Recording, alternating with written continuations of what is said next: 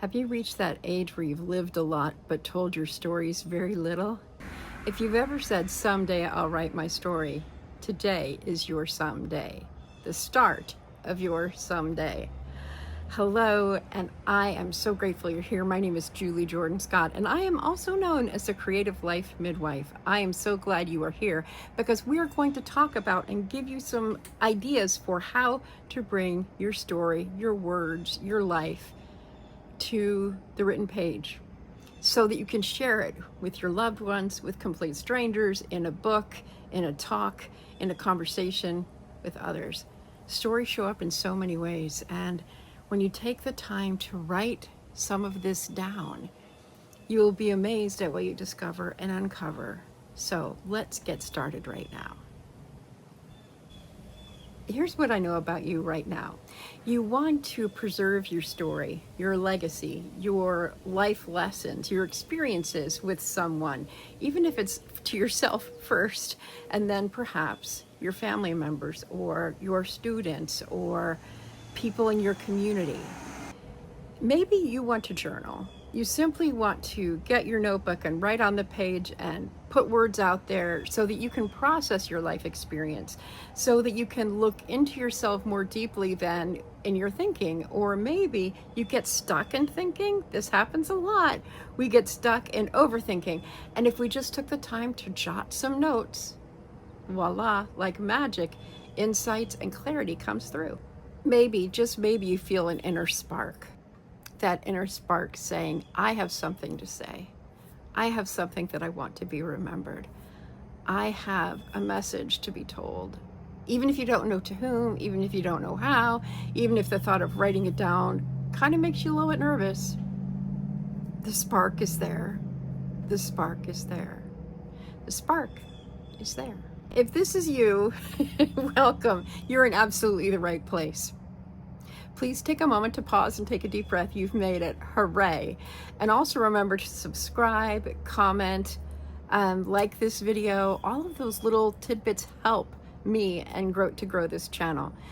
I am developing this into a series. This is the very first one. So know that once you finish up with this video, you'll have more to look toward. And all of those little things that you do, those little actions you take, help me to help you. So thanks so much for that. Let's keep going. One thing we don't always talk about is that sometimes writing, journaling, jotting some notes is a great warm-up for a conversation. Maybe you have something you need to say, something that you're not sure exactly how to say it. Writing is a great warm-up to clearing yourself for conversations, especially those important ones that often come up in our age, at our age. I know I've had to have a string of uncomfortable conversations about my life and the time that I have left here, which is much less than 20 years ago. And so I want to be really crystal clear with my children and my loved ones now, some of the thoughts that I've been having. And I started that process through writing. You can do that too. And we're going to show you a method to use in just a moment. We have plentiful support for you right here on this channel to help you get through some of this writing that you might not be comfortable with. And if you are beginning, you may have written in school many years ago, and you may be starting again. That's how I got my name, by the way, the Creative Life Midwife, was I was working with writers or people who wanted to be writers. And one of my friends said, Julie, you midwife my stories. You midwifed my writing. I had given up on writing because, unfortunately, oftentimes we have English teachers who put lots of red notes on our paper, and it's discomforting and it is shameful, or we feel shameful about it. I have many stories about that, some from my own life that I will be sharing later on. But for now, I want you to know why I'm so passionate about this, why I feel so inspired, and why I feel like this is so important. Unfortunately, I've lost many people that I love. I have lost both of my parents in the last 5 years. I've lost 2 of my brothers, my younger brothers. And I've lost countless friends. In fact, I just found out last week that I lost another friend earlier this summer, and I just found out about it. And unfortunately, with the people we love, we don't always hold on to, or we don't have the memories, the messages, the stories from them because they never took the time to write them down. And I wish so much that these people that I loved had taken the time to write these things down. There's something about holding the handwriting of a loved one, to know that they touched that paper. It just is a strongly visceral thing for me.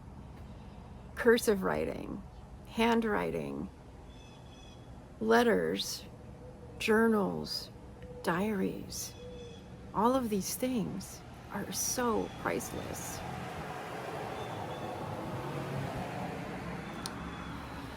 And there are so many things I wish that my parents had told me, had written about, had talked about. Things like, what did they like to do when they were children? What games did they play? I knew my mom played jacks because we used to play jacks. We'd sit on the floor and play jacks. I've never played jacks with my kids. Now I want to play jacks with my granddaughter, simply from talking to you about it. Imagine if I had a story that I could share from my mom's jacks playing as a child. I wonder about my dad. I wonder about what it was like for him in the early days of his sobriety. I was 21 and at college when that happened, and I wasn't there to witness it. And all I know is that when I went back to school that semester, Dad was one way. And when I came back, Dad was a different person. But I didn't get to see the process. With my youngest brother, we were raising our children at a very similar time. In fact, I had my first daughter, he had 2 children, then I had my second daughter. And I missed out on a lot of that for numerous reasons. And oh, how I wish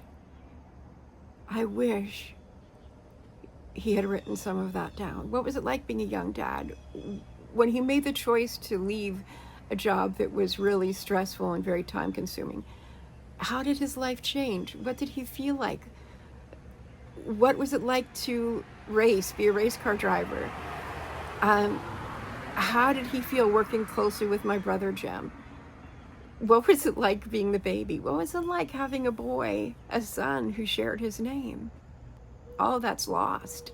Recently, in fact, I have not published this video yet, but when I went to Ohio, I was pondering about this. I was pondering about my little brother. And perhaps that's part of the reason I'm making this series now. I hadn't connected the dots, that maybe that was a call from him in some way. I'm not suggesting that you write volumes of information at all. So let's get to that part. It is the small details, the everyday moments that I would like for us to start. I was reading a book today by Maggie Smith. She's a poet, and she was talking about attention, paying attention. She said how when you write, the only thing you need to do is what they teach children to do. Stop, look both ways, listen. That's paying attention. So if you can start paying attention to the small moments that occur in your life, and that's really what's so fun to talk to people about. What's something amazing that's not even amazing. Sometimes we use too much hyperbole or exaggeration, but just like an everyday moment in time. So those everyday moments are what make us who we are, not the big mountaintop experiences. So we're going to be focusing on the everyday moments to start. Are you ready? Because I'm going to give you a set of tools that I would love for you to acquire so that you can actually intentionally begin to write. They're very simple. No need to be alarmed. You will need a notebook, paper, notebook or paper, but a notebook is better, loose leaf paper, composition books. You can keep all your stuff in one place. Pencil or pen, and maybe 5 minutes a day. I need to look at my list to make sure I didn't miss anything. Yeah, that's it. All right. So here's what you do. You pick up your notebook. I don't have my notebook. I meant to have it with me. Sorry for no props. So you pick up your notebook. This is my improvisational notebook. You write the date on the page. You write where you are. That's usually what I almost always write, where you are. That could be interesting for someone in the future. It could be interesting for you later as you develop your thoughts more. And when you say, yeah, I'd like to tell a story about that. That's an interesting detail I hadn't thought of. It will help you to wherever you happen to be. Also, you might have a notebook of any size. You might have a notebook that's this size, that you can fit into your back pocket or that you can carry in your purse or your backpack. So this is all I'd like you to do for the next 3 days or from whenever you start. So you get your notebook tomorrow, start tomorrow. You get your notebook 3 days from now, start 3 days from now. Get your notebook and write 3 things that happened that day. 3 things that you did that day. Things like, this morning I had a cup of coffee. I called my boss. I went to Acme. You might think, well, that's not much. That's really not being a writer. Yes, that is being a writer. We're starting from the bare bones and working up so that you can see how easy it is. And from having a cup of coffee, calling your boss, going to Acme, you're well on your way to having plentiful stories to share with anyone. It isn't just me saying this either. I actually started a practice because of something that poet laureate and award-winning poet and best-selling poet Billy Collins suggested for morning writing practice. And that is to write a list of things you did the day before. And you would be surprised how challenging that can be to write. He suggests many more than 3. I'm not going to say how many. And I did this for a long time. It's very, very helpful. Again, if you get to the crosswalk of the page, you stop, you look both ways, and you listen. You'll be amazed. I heard a mourning dove. Do you hear that mourning dove? That's something. Here comes a car. I saw a red SUV. I always get confused between sports utility vehicle and the TV show Law and Order SVU. It's SUV, sports utility vehicle. I sat on my porch. All of these work. In fact, I have some from a list over here that I made. Let's see, what are some of the things that I put on my list? They can be pretty ridiculous. Okay, so I wrote, today I drank my coffee before it got cold, because right now I have a cold cup of coffee sitting next to me. I stopped drinking it because it was pretty lousy. Today I read Ada Limon's poetry. Today I saw how little I wanted to call John because his energy felt like too much.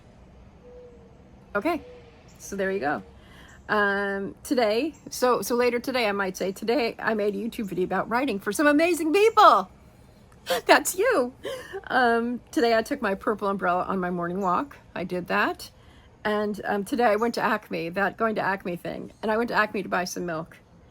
So what I'd like to encourage you to do is don't be one of those people who says, I'm going to watch a video and then I'm going to do it and then you don't do it. Or I'm going to try to go get that notebook. Simply do it. Just get that notebook. Be committed enough to tell your story, because 10 years from now, you're going to say, God, I wish I had done that. It's so, so easy. And we're here. I'm here. The other people who are watching are here. We're going to do this. We're going to get that notebook. We're going to take our pencil and pen and write. We are not going to type it, although there is a reason, and I didn't address this before. There's a different part of your brain that functions when you write in your notebook than there is when you tap on a screen. You might not be used to writing. You might say, my handwriting is illegible. Write anyway, in the notebook. If your writing's illegible, be more careful. Don't rush. This is not a race. You might think, well, some people use AI for the writing. This is not writing you want to use AI for, because you're putting your heart and soul and effort into this. This is not just for you. This is for other people. People who you can get to know better, people who can get to know you when you're not here. I don't mean to be modeling, but there's a reason I'm doing this beyond even what I know yet. Okay, let's see if I missed anything. Okay. Did you hear the blue jay? The blue jay is saying, just get on with it. And that's what I'm going to tell you. Just get on with it. Just write your 3 things down. I wish that my parents had done this. After my dad died, I went with my mom. I went through his things. And the most precious thing that I found was a letter that he wrote a year to the day before he died. He wrote it for my niece. And when I found that letter, I was like, oh my gosh. I took that letter, I sent it to my niece, and it was actually a letter not to my niece, but to my niece's daughter for when she grew up, talking about my niece. So my father, who my niece's daughter will never remember, she was very small when my dad died, has this letter from him talking to her about her mom. So yeah, it's important. You might think you're a lousy writer. There's times when we're all lousy writers. And you will not regret taking the time to write these 3 things down and then coming back and watching the next video to see what's next, because it's also so simple. So simple. And I am so grateful that you're here. I'm so grateful that you are willing to take this on. Is there anything else you need to know? Ask me questions in the comments. Let me know what you're thinking. You can send me an email, send me a message if you're concerned or have other questions. A silver car just drove by. Pay attention. Take notes. And I'm so looking forward to the next conversation. There's so many things I'd like to say right now, but I want to keep this fairly simple. Thanks again. Looking forward to seeing you on the next video.